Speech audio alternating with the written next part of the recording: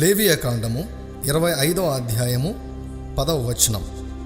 మీరు ఆ సంవత్సరమును అనగా 80వ సంవత్సరమును పరిశుద్ధపరచి మీ దేశవాసులకందరికీ విడుదల కలిగినదని చాటింపవలెను. అది మీకు సునాదముగా ఉండును. అప్పుడు మీలో ప్రతివాడు తన స్వాస్థ్యమును తిరిగి పొందవలెను. ప్రతివాడు తన కుటుంబమునకు తిరిగి రావలెను.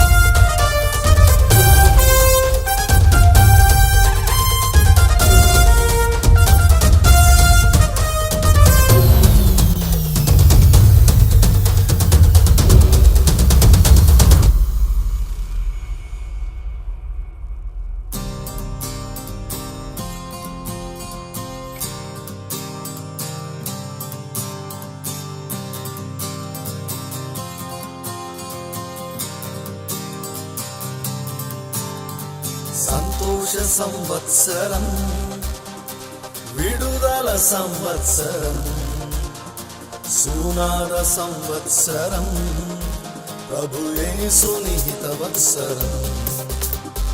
సంతోష సంవత్సరం, విడుదల సంవత్సరం, సునాద సంవత్సరం, ప్రభు యేసుని హితవత్సరం.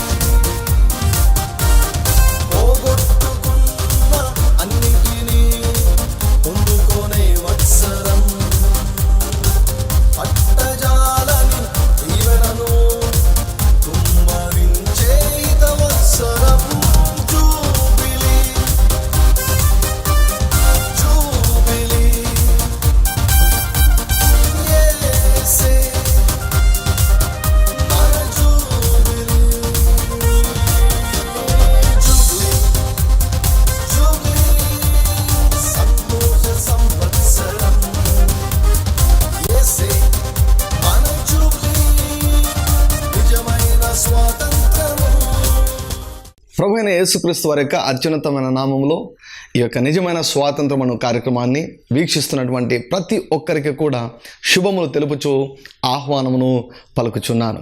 ఈ యొక్క 2017వ సంవత్సరం గురించి దేవుని యొక్క సన్నిధిలో నేను కనిపెడుతున్నప్పుడు దేవుడు 2017వ సంవత్సరంలో ఏమి జరగబోతుందో నాకు తెలియజేశాడు. క్రీస్తునందు ప్రియులారా, 2017వ సంవత్సరాన్ని ఆయన సంతోష సంవత్సరముగా ఆయన ప్రకటించమని నాకు తెలియజేశాడు. సో కాబట్టి బైబిల్ గ్రంథంలో 50వ సంవత్సరమును సునాద సంవత్సరంగా ప్రకటించమని దేవుడు మోషేకు ఆజ్ఞాపించాడు. ఆ 50 సంవత్సరం యొక్క ప్రత్యేకత ఏమిటి అంటే, ఆనాడు ఇశ్రాయేలీయులు ఏమి పోగొట్టుకున్నా కూడా వాటన్నిటినీ మరలా పొందుకుంటారు. తర్వాత వారి కుటుంబీకులు ఎవరైనా సరే బానిసత్వంలో ఉంటే వారు మరలా కుటుంబానికి వస్తారు. అంటే ఆర్థికపరమైన అద్భుతాలు, మరి కుటుంబపరమైన అద్భుతాలు, మరి ముఖ్యంగా ఏవి పోగొట్టుకున్నా కూడా వాటన్నిటినీ రెట్టింపుగా పొందుకునే అద్భుతాలు ఆ యొక్క సునాద సంవత్సరం జరగాలని దేవుడు నిర్ణయించాడు. దాన్ని జూబ్లీగా దేవుడు నిర్ణయించాడు.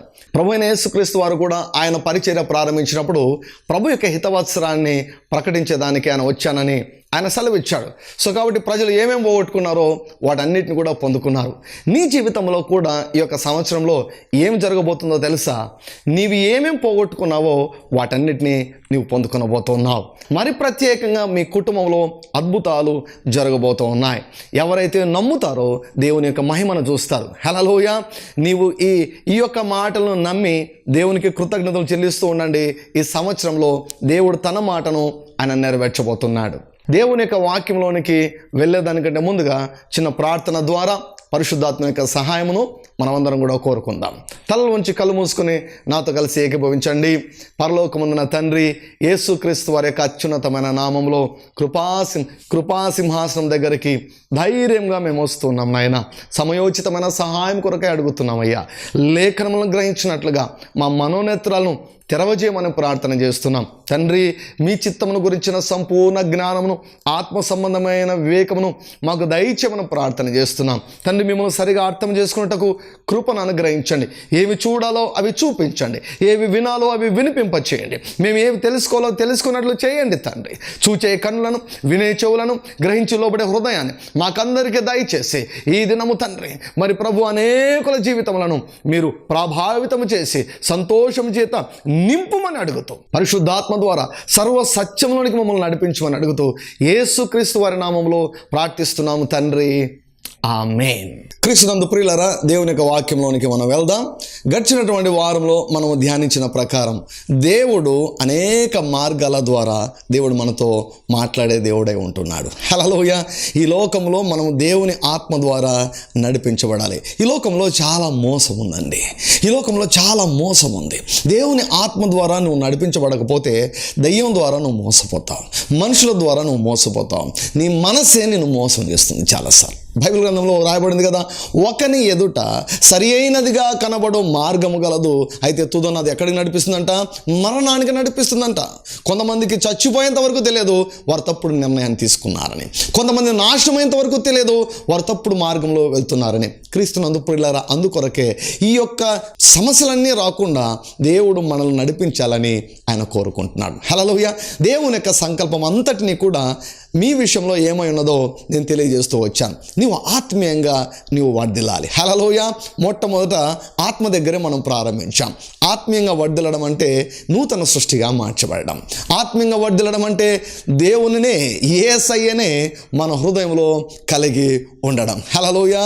మీ యందున్న క్రీస్తు మహిమ నిరీక్షణ అయి ఉన్నాడు. Christ in you the hope of glory. Yesayya నీలోనికి ఆయన వచ్చాడు. ప్రియులారా, ప్రభువు జన్మదినం నాడు ఏం జరిగిందో తెలుసా? దేవుడు మనకు తోడుగా ఉండడం ప్రారంభించాడు. సిలువ కార్యం దగ్గర ఏం జరిగిందో తెలుసా?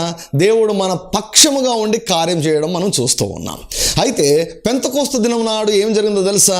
దేవుడు మనలోనికే వచ్చేసాడు. హల్లెలూయా. దేవుడు మనలోనికే వచ్చేసాడు. ఆత్మీయంగా ఫలించడం అంటే దేవుని యొక్క ఆత్మను మన అంతరంగంలో కలిగి ఉండడం. ఎప్పుడైతే దేవుని యొక్క ఆత్మను మనం కలిగి ఉంటామో, ఆ ఆత్మతో మనం సహవాసం చేస్తామో ఆత్మీయంగా మనం ఫలిస్తాం. ఆత్మ ఫలం ఏమనగా అని రాయబడింది కదా. అవన్నీ కూడా ఎప్పుడు కనిపిస్తాయి? నీవు నీ లోపల ఉన్న యేసయ్యతో నువ్వు సహవాసం చేస్తే నీవు ఆత్మీయంగా ఫలించేవాడుగా ఉంటున్నావు. యేసయ్య నీలో కలిగి ఉండి ఆయన యొక్క శక్తి సామర్థ్యమును నీవు గ్రహించగలిగితే, ఆయన యొక్క శక్తి సామర్థ్యమును నీవు పొందుకోనగలిగితే ఏం జరుగుతుందో తెలుసా?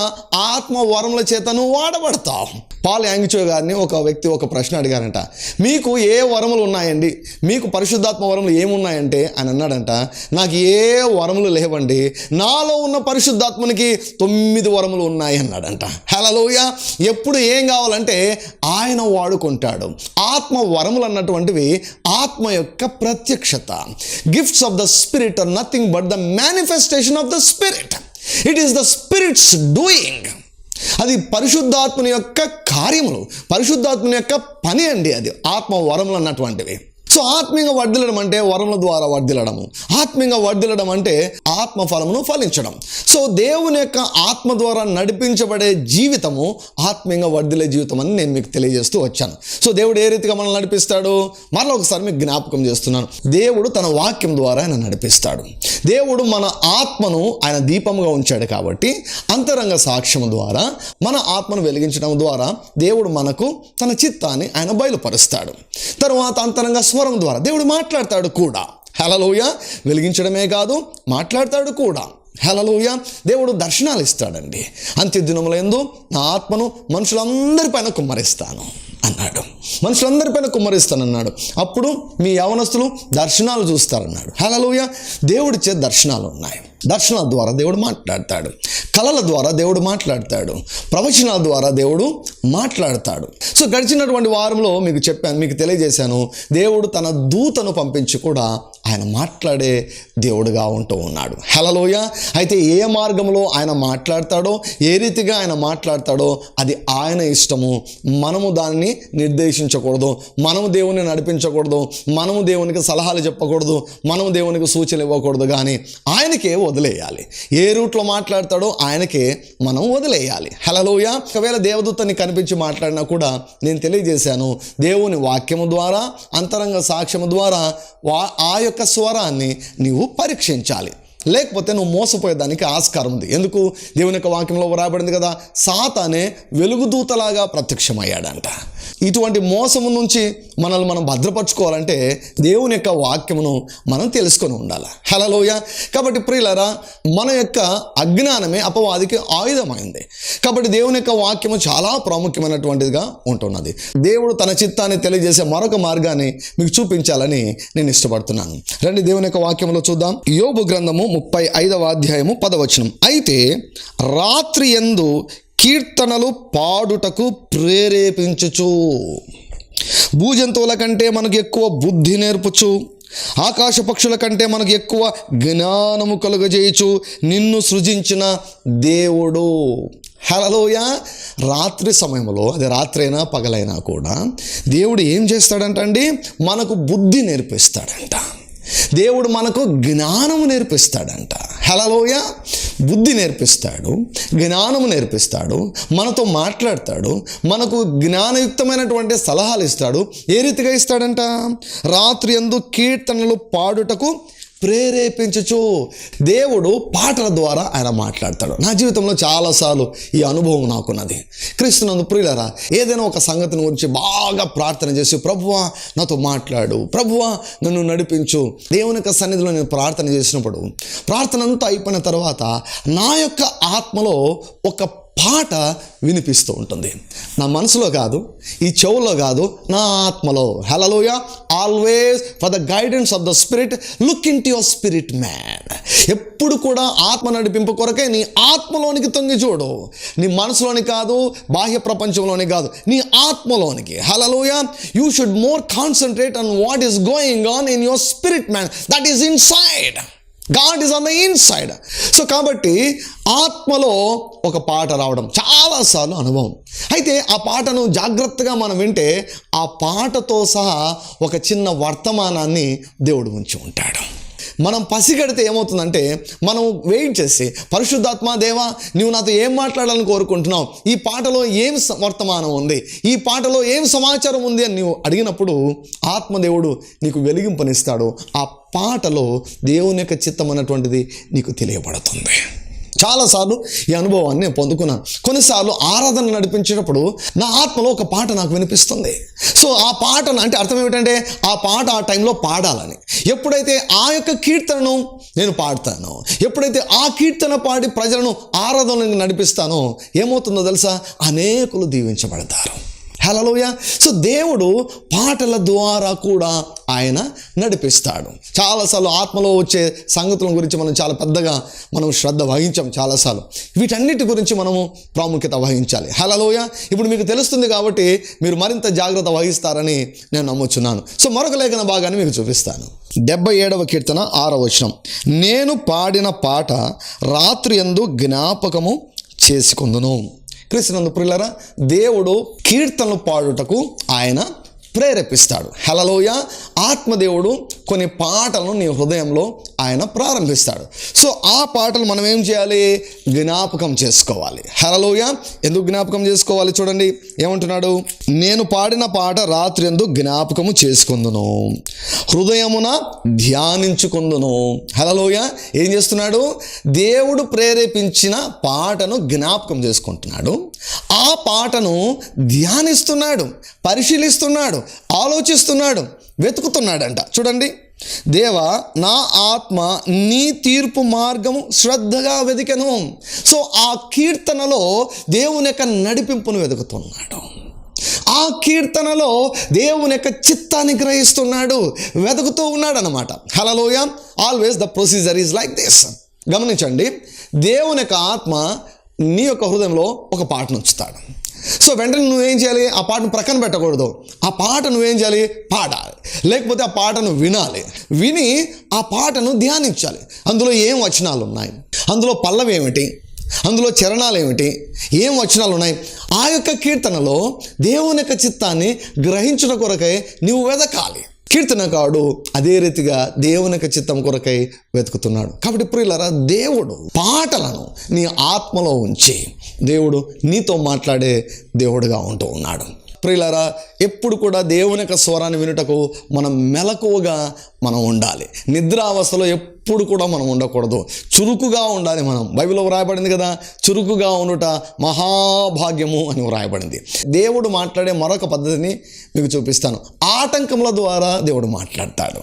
ఆటంకముల ద్వారా మాట్లాడతాడు. ఎక్కడ ఆటంకము? బయట కాదండి, బయట కాదు. నేను మాట్లాడేవన్నీ కూడా ఆత్మలో సంగతుల గురించి నేను మాట్లాడుతున్నాను. Never ever look for the guidance of the spirit in the outside world, always look for the guidance on the inside. So ఆటంకాన్ని కలగజేయడం ద్వారా దేవుడు నీతో మాట్లాడేవాడుగా ఉంటున్నాడు. దేవుని యొక్క వాక్యంలో ఓ భాగాన్ని మీకు చూపిస్తాను. అపోస్తలుల కార్యములు 16వ అధ్యాయము 6వ వచనం. ఆసియాలో వాక్యము చెప్పకూడదని పరిశుద్ధాత్మ వారిని ఆటంకపరచినందున. హల్లెలూయా. వాక్యము చెప్పొద్దని పరిశుద్ధాత్ముడు ఏం చేస్తున్నాడు? ఆటంకపరుస్తున్నాడంట. ఇది ఎవరో క్రైస్తవేతలు చేస్తున్నటువంటి పని కాదు.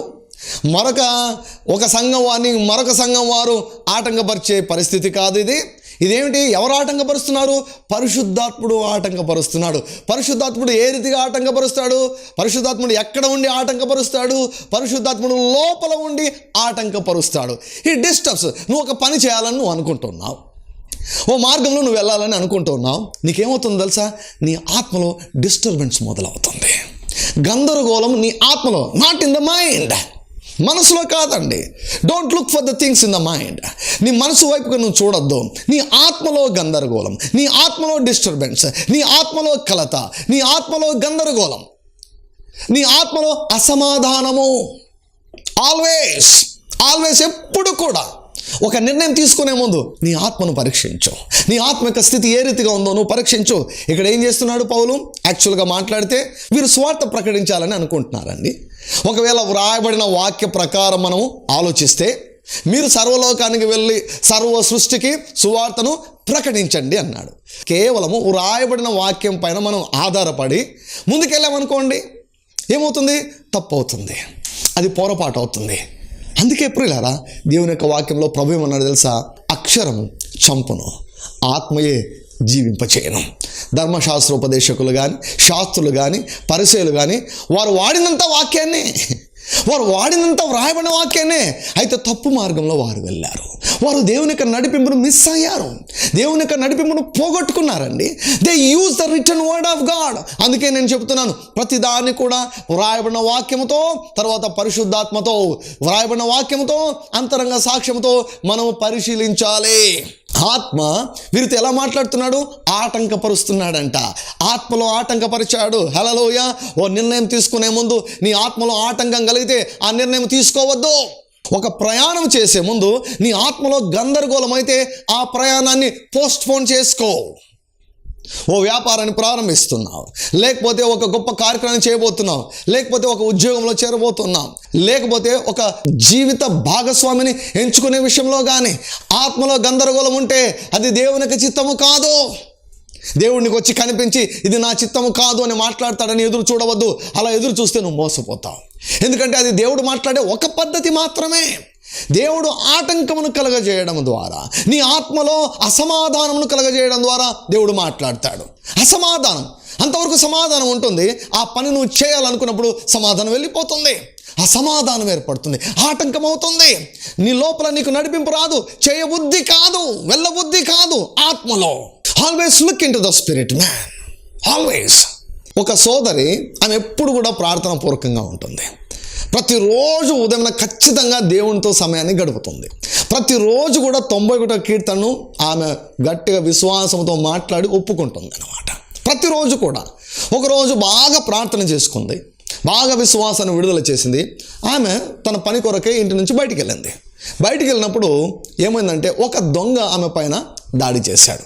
ఆమె పర్సులో ఉన్నటువంటి డబ్బులన్నీ కూడా లాక్కొని వెళ్ళిపోయాడు. ఆమెకి ఏం పెద్ద గాయాలు కాలేదు, కానీ ఆమె వచ్చింది. ఆమె తిరిగి వచ్చి ఏం చేసిందంటే పాస్టర్ని కలిసిందనమాట. పాస్టర్ని కలిసి, పాస్టర్ గారు, నేను ఉదయం అంతా నేను ప్రార్థన చేశాను, ఉదయము దేవునితో నేను గడిపాను, నా విశ్వాసాన్ని నేను విడుదల చేశాను, నాకు ఏ హాని రాదు అని నేను విడుదల చేశాను, ఏ అపాయం రాకుండా యెహోవా నన్ను కాపాడుతాడని నా విశ్వాసాన్ని విడుదల చేసి సిద్ధపడి నేను వెళ్ళాను. నేను వెళ్ళినా కూడా దొంగ నా పైన ఎందుకు దాడి చేయాలి? దేవుడు ఎందుకు నన్ను తప్పించలేదు? నేను నా డబ్బులు ఎందుకు పోగొట్టుకున్నాను?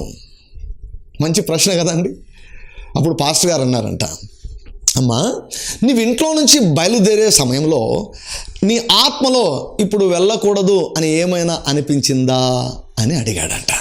అని అడిగితే ఆమె వెంటనే ఆమెకు వెలిగింపు వచ్చి, అవును పాస్టర్ గారు, నేను వెళ్ళకముందు నా లోపల వెళ్ళాలని అనిపించలేదు, అస్సలు ఇంకా కాసేపు కూర్చోవాలని అనిపించింది, వెళ్ళాలని అనిపించలేదు. అయినా నేనేమన్నా తెలుసా, ఏ అపాయం రాకుండా యెహోవా నన్ను కాపాడుతాడని నేను ముందుకెళ్ళాను అని అన్నాడు. ఆ పాస్టర్ గారు అన్నారంట, అమ్మా, అక్కడ దేవుని యొక్క నడిపింపును నీవు మిస్ అయ్యావు. దేవుడు ఒక మార్గాన్ని నీకు తెలియజేస్తూ ఉంటే, దేవుడు ఒక సంగతిని నీకు తెలియజేస్తున్నప్పుడు నీవేం చేయాలంటే, ఓ వాక్యం చెప్పి నువ్వు ముందుకు వెళ్ళకూడదు, కానీ దేవుని యొక్క సన్నిధిలో వెయిట్ చేసి, ప్రభువా ఏం మాట్లాడాలనుకుంటున్నా నీవు నాతో అని నీవు దేవుని యొక్క సన్నిధిలో గడిపి ఉంటే ఆ యొక్క నష్టం కూడా వచ్చేది కాదు అని ఆ పాస్టర్ గారు ఆ సోదరికి తెలియజేశాడంట. హల్లెలూయా. ఈనాడు అనేక మంది క్రైస్తవులకు ప్రమాదాలు జరుగుతున్నాయి. అనేక మంది క్రైస్తవులు కాళ్ళు చేతులు ఇరగొట్టుకొని దేవుడు ఏదో మాకు నేర్పించేదానికి ఇవన్నీ దేవుడే చేశాడని నిందలన్నీ దేవుని మీద వేస్తున్నాడండి. జ్ఞానము లేనటువంటి వారు, దేవుని మంచితనం గురించి ఎరుగునటువంటి వారు, దేవుని యొక్క గుణగణముల గురించి ఎరుగునటువంటి వారు, ఏ తండ్రి అయినా తన పిల్లలకి ఏమైనా నేర్పించేదానికి కాళ్ళు చేతులు ఎరగొడతాడండి. ఒకవేళ మీరే ఉన్నారు, మీ పిల్లలకు నేర్పించేదానికి కాళ్ళు ఎరగొడతారా, చేతులు ఎరగొడతారా, మూతి పళ్ళు రాలగొడతారా? అలా చేయరు కదా. ఎలా నేర్పిస్తారు? మాట్లాడి నేర్పిస్తారు, కూర్చోబెట్టి మాట్లాడి నేర్పిస్తారు. హల్లెలూయా. దేవుడు మనకు నేర్పించేదానికి తన వాక్యాన్ని ఇచ్చాడండి. తన వాక్యాన్ని ఇచ్చాడు. ఆ వాక్యాన్ని వివరించేదానికి పరిశుద్ధాత్మని ఇచ్చాడు. హల్లెలూయా. ఈ వాక్యం ద్వారా మనం నేర్చుకోకుంటే మనం నష్టపోయి నేర్చుకోవాల్సి వస్తుంది. So God's word is for our instruction. మనకు నేర్పించే దాని కొరకు దేవుడు తన వాక్యమును ఆయన మన కొరకు వ్రాయించాడు. హల్లెలూయా. ఈనాడు దేవుని యొక్క ఆత్మ ద్వారా నడిపించబడ్డం నువ్వు నేర్చుకుంటే ప్రతి ప్రమాదాన్ని నువ్వు తప్పించుకుంటావు. వాక్యంలో ఏమని వ్రాయబడింది? ఆయన ఎముకలలో ఒకటి కూడా విరువబడదు. మన ఎముకలు విరువబడకూడదు, మనకు యాక్సిడెంట్లు జరగకూడదు. దేవుని యొక్క వాక్యం ఏముందండి? ఇది మొదలుకొని నీ దేవుడైన యెహోవా నీ రాకపోకలందు నీకు తోడై ఉండును. హల్లెలూయా. ప్రియులారా, ఈ అనవసరమైన నష్టాలన్నింటినీ మనం పోగొట్టుకుంటాం ఎప్పుడు? ఆత్మ ద్వారా నడిపించబడినప్పుడు. ఈ ఆత్మదేవుడు, ఈ ప్రశస్తమైనటువంటి పరిశుద్ధాత్ముడు మన ఆత్మలో నివాసం చేస్తూ ఆయన ఆటంకాన్ని తెలియజేస్తాడు. ప్రమాదం అంటే ఏంటండి? యాక్సిడెంట్ అంటే ఏమిటి? Wrong timing, wrong place. ఒక్క సెకండ్ నువ్వు లేట్ అయినా యాక్సిడెంట్ నువ్వు తప్పించుకుంటావు. ఒక్క క్షణము ఆలస్యమైన నీవు ప్రమాదాన్ని తప్పించుకుంటావు. ఆ టైంలో ఆత్మదేవుడు నీకు డిస్టర్బెన్స్ ఇచ్చినప్పుడు నువ్వేం చేయాలో తెలుసా? ప్రభువా నువ్వేం మాట్లాడాలనుకుంటున్నావు? ఓ 2 నిమిషాలు, 1 నిమిషము కానీ ఆయన సన్నిధిలో గడిపితే నీవు ఆ ప్రమాదాన్ని తప్పించుకుంటావు. ఈనాడు జ్ఞానము లేక, ఈనాడు దేవుని యొక్క ఆత్మ ద్వారా నడిపించబడడం తెలియక ఎంతమంది ఎన్ని రీతులుగా నష్టపోతున్నారండి. దేవుడు మాట్లాడే ఒక పద్ధతి ఏమిటంటే, దేవుడు ఆత్మలో ఆటంకాన్ని కలుగజేస్తాడు. హల్లెలూయా. మళ్ళీ చదువుతాను చూడండి ఆ యొక్క వాక్యాన్ని. అపోస్తలుల కార్యములు 16వ అధ్యాయము 6వ వచనం. ఆసియాలో వాక్యం చెప్పకూడదని పరిశుద్ధాత్మ వారిని ఆటంకపరిచినందున వారు ఫ్రుగియా, గలతియా ప్రదేశముల ద్వారా వెళ్ళిరి. మూసియా దగ్గరకు వచ్చి బితునియాకు వెళ్ళటకు ప్రయత్నం చేసిరు, కానీ యేసు యొక్క ఆత్మ వారిని వెళ్ళనీయలేదు. ఆత్మదేవుడు ఎక్కడున్నాడు? లోపల ఉన్నాడు. లోపల ఉండి వెళ్ళనివ్వలేదు, గట్టిగా పట్టుకున్నాడు అనమాట. Disturbance in the spirit, no liberty in the spirit, not in the mind. స్వాతంత్రం లేదు, మనసులో కాదు, ఆత్మలో స్వాతంత్రం లేదు. సో ఆత్మదేవుడు ఆత్మలో గందరగోళాన్ని సృష్టించడం ద్వారా మాట్లాడతాడు. ఆత్మదేవుడు ఆత్మలో అసమాధానాన్ని సృష్టించడం ద్వారా ఆయన మాట్లాడతాడు. ఆత్మలో గందరగోళమైనప్పుడు సాతానా యేసునామములో నిన్ను బంధిస్తున్నానని అనవద్దు. ఎందుకంటే ఆత్మలో గందరగోళాన్ని చేసేవాడు దయ్యం కాదు, కానీ ఆత్మదేవుడై ఉంటున్నాడు. అంటే నీవేదో తప్పు మార్గంలో వెళ్తున్నావని, నీవేదో తప్పు నిర్ణయం తీసుకునబోతున్నావని, నీవేదో నష్టపోతున్నావని, ఏదో ప్రమాదం ఉందని ఆత్మదేవుడు నీకు తెలియజేస్తున్నాడు. మరొక భాగాన్ని మీకు చూపిస్తాను చూడండి. అపోస్తలుల కార్యములు 27వ అధ్యాయము 9వ వచనం. చాలా కాలమైన తర్వాత ఉపవాస దినము కూడా అప్పటికి గతించినందున ప్రయాణము చేయుట అపాయకరమై ఉండెను. ఈ భాగాన్ని ఎవరు రాస్తున్నారు? పరిశుద్ధాత్ముడు రాస్తున్నాడు. పరిశుద్ధాత్ముడు ఏమని సెలవిస్తున్నాడు? అపాయం ఉంది, అపాయం ఉంది, ప్రయాణం చేయకూడదు, ఇప్పుడు ప్రయాణం చేయకూడదు, అపాయం ఉన్నది అని పరిశుద్ధాత్ముడు తెలియజేస్తున్నాడు. అప్పుడు పౌలు, అయ్యలారా, ఈ ప్రయాణం వలన సరుకులకును ఓడకును మాత్రమే గాక మన ప్రాణములకు కూడా హానియు బహు నష్టమును కలుగునట్లు నాకు తోచుచున్నది. ఐ పర్సీవ్ అంటున్నాడు.